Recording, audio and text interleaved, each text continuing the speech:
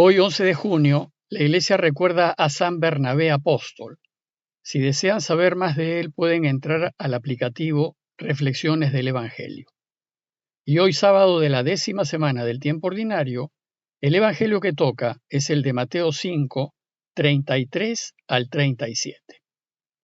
En aquel tiempo dijo Jesús a sus discípulos: Han oído que se dijo a los antiguos: no jurarás en falso, y cumplirás tus votos al Señor. Pues yo les digo que no juren en absoluto, ni por el cielo, que es el trono de Dios, ni por la tierra, que es estrado de sus pies, ni por Jerusalén, que es la ciudad del gran rey. Ni jures por tu cabeza, pues no puedes volver blanco o negro un solo cabello.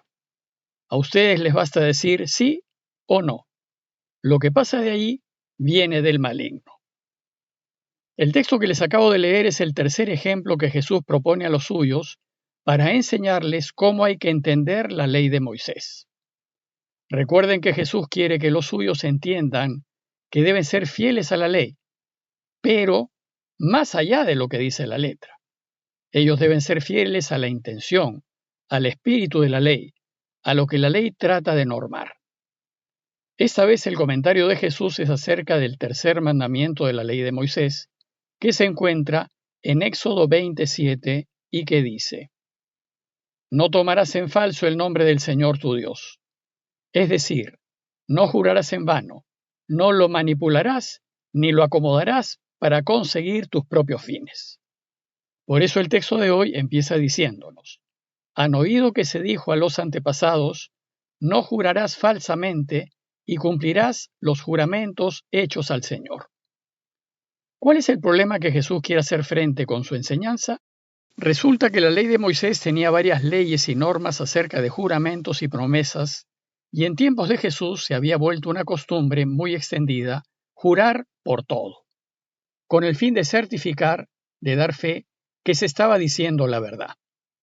Lo mismo sucede en nuestros tiempos con personajes que asumen cargos públicos y que, sin entender qué significa jurar, juran por todo lo que se les viene en mente. Y a veces son personas o cosas que son incapaces de dar fe de la veracidad de su palabra. Y bajo la fachada de jurar, lo único que hacen es afirmar sus posturas políticas. En tiempos de Jesús, el juramento era algo mucho más serio, como debe ser, pues se juraba para establecer la verdad de algo. Por tanto, lo que está en juego era la veracidad de la palabra. Bueno, pues en tiempos de Jesús, los maestros de la ley invertían mucho tiempo analizando y decidiendo cuáles juramentos eran válidos y cuáles no.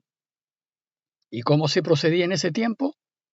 Cuando la verdad de un asunto no se podía establecer, ni con testigos ni con documentos, entonces se iba al altar y se juraba ante la presencia de Dios. Es decir, para que me crean que digo la verdad, pongo de testigo a Dios.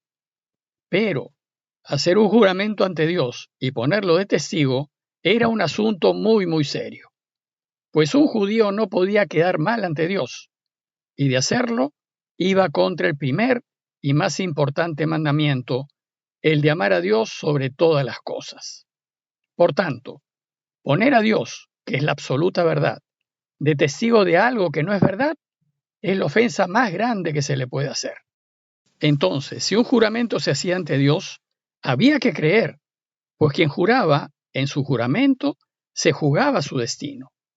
Y como era tan serio tomar el nombre de Dios en vano, en el caso de que el juramento fuese falso, el procedimiento de los maestros de la ley incluía una terrible maldición. Y como nadie quería llevar encima una maldición, a fin de no tomar el nombre de Dios en vano, los judíos empezaron a usar una serie de fórmulas de juramentos que tenían que ver con Dios, pero que no lo nombraban directamente, a fin de no sufrir la maldición. Y así, por ejemplo, se juraba por el cielo, se juraba por el altar o se juraba por Jerusalén. En realidad se trataba de leguleyadas, para poder jurar en nombre de Dios, pero sin decir su nombre, y así mentir y evitar la maldición. A la luz de esa muy mala costumbre, Jesús nos enseña que usar circunloquios para jurar en nombre de Dios sin nombrarlo no es propio de sus discípulos. Un verdadero discípulo jamás debe proceder así. Por eso dice Jesús, ustedes no juren ni por el cielo, porque es el trono de Dios, ni por la tierra, porque es el estrado de sus pies, ni por Jerusalén, porque es la ciudad del gran rey. Entonces, según Jesús, ¿cómo deberíamos proceder para certificar que estamos diciendo la verdad? Antes de responder, recuerden que el Sermón del Monte es un discurso dirigido no al mundo, sino solo a los discípulos. Solo aquellos que quieren vivir como Él desea, aquellos que quieren seguir su camino, es decir, a nosotros los cristianos, a los que sí queremos caminar su camino para aprender cómo se vive cristianamente. Entonces, ¿qué nos dice Jesús? Yo les digo, dice Él, que no juren de ningún modo.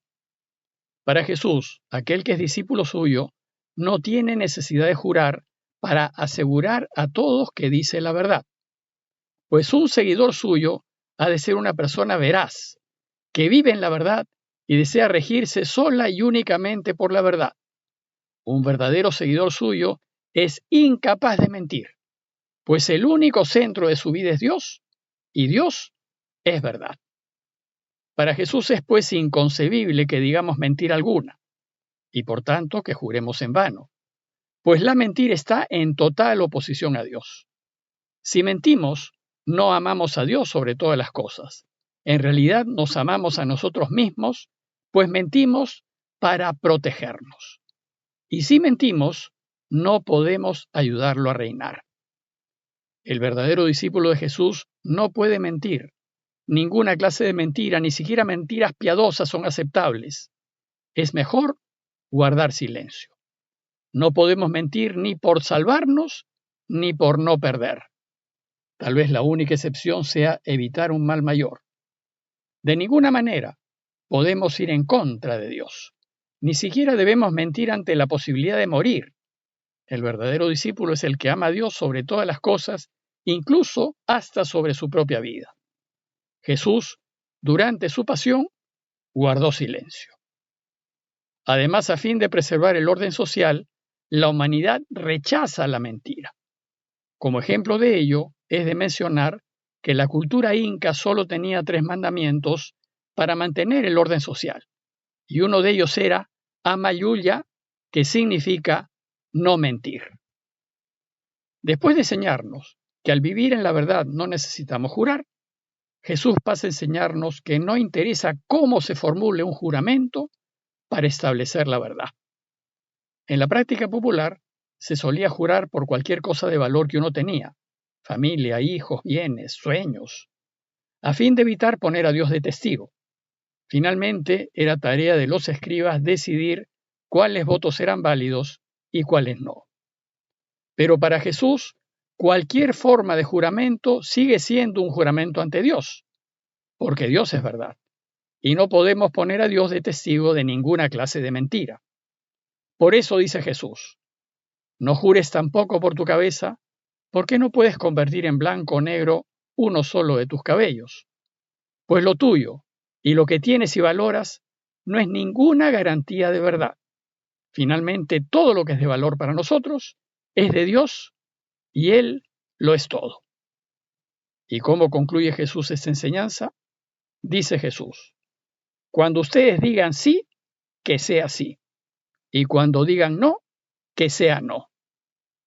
Así nos está enseñando que debemos ser de tal manera veraces y creíbles que nuestra sola palabra debe bastar, y que si decimos algo es porque es verdad, y que si algo ofrecemos es porque lo cumpliremos. Porque los que queremos caminar con Él, queremos ser hijos de la luz, hijos del día, queremos ser hijos de Dios. Y para Dios y sus hijos, la palabra es suficiente como garantía de veracidad. Por tanto, el simple sí o el simple no debe bastar para demostrar verdad ante Dios y los hombres. Por eso dice Jesús, todo lo que se dice de más viene del maligno, porque el maligno, para atraparnos, buscará que nos justifiquemos, y nos hace creer que nos conviene jugar con la verdad y usarla para nuestros propios fines. Lo de Dios es verdad, y no necesita justificación alguna, porque es evidente en sí mismo. En cambio, lo que no es de Dios necesita justificarse porque no es evidente en sí mismo, pero siempre la mentira hará lo posible por convencernos de que es verdad. Y ya sabemos que la mentira nunca gana. Tarde o temprano la verdad, es decir, Dios, sale a la luz y triunfa. En conclusión, la enseñanza esencial de este pasaje es que los cristianos debemos hablar siempre la verdad con absoluta transparencia y sinceridad. Y debemos aprender a vivir de tal manera que para nosotros la mentira sea imposible. Entonces hay que preguntarnos, ¿vivimos en la verdad? ¿Hacemos lo que decimos? ¿Es nuestra palabra fiable? Y considerar que si bien hoy, en tribunales y en muchas instituciones se nos exige prestar juramento, tal juramento es para nosotros solo un formalismo, pues si somos verdaderos discípulos suyos, siempre diremos la verdad y cumpliremos con lo que nos comprometamos, con o sin juramento. Pidámosle a Dios por todos aquellos que sufren a causa de mentiras, calumnias y falsos testimonios, para que confíen en que tarde o temprano la verdad siempre saldrá a la luz, y pidámosle su ayuda para vivir en la verdad y decir siempre la verdad. Parroquia de Fátima, Miraflores, Lima.